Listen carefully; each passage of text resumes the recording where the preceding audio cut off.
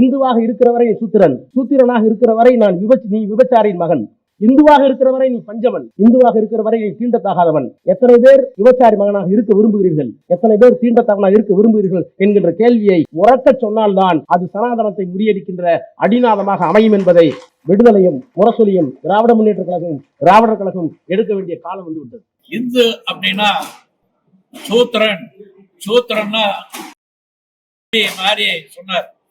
அவரை திரும்பவும் இந்துக்கள்லாம் ஓட்டு போட்டு தேர்ந்தெடுத்திருக்காங்க. அவர் இந்துன்னு சொல்றீங்க கேவலம் நினைக்கக்கூடிய ஆள இந்துக்கள் தான் ஓட்டு போட்டு தேர்ந்தெடுத்திருக்கிறார்கள். நம்முடைய டிஆர் பால் எம்பி அவர்கள் நான் தான் சாமி சிலையை உடைச்சேன்னு சொன்னாரு, அவரு திரும்பவும் ஜெயிக்கிறாரு.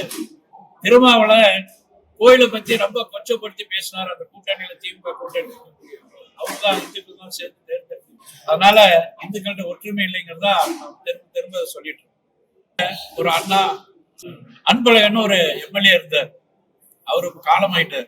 அவர் தொடர்ந்து விநாயகர் சதுர்த்திக்கு வருவார். இந்த மாதிரி திமுக இருக்கிறவங்க கூட சில ஆன்மீகவாதிகள் இந்துக்களுக்கு ஆதரவான ஆள் இருக்கிறாங்க.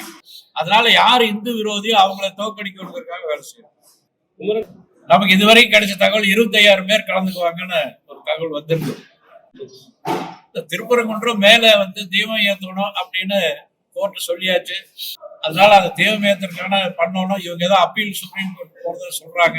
அதனால இது வருகின்ற தேர்தலையும் கூட இந்த அரசாங்கத்துக்கு இந்துக்கள் பாடம் போட்டுவாங்க. சுப்ரீம் கோர்ட் அதை தள்ளுபடி பண்ணியிருக்குது. அந்த விசேஷத்தினால் மாத்திரம் போலாம், அது மாதிரி எங்க ஆடு வெட்டுறது கோழி வெட்டுறது அது மாதிரியான இருக்கக்கூடாது அப்படின்னு சொல்லியிருக்காங்க. அது ஒரு நல்ல தீர்ப்பு தான் இந்த பணி வரவேற்கின்றோம்.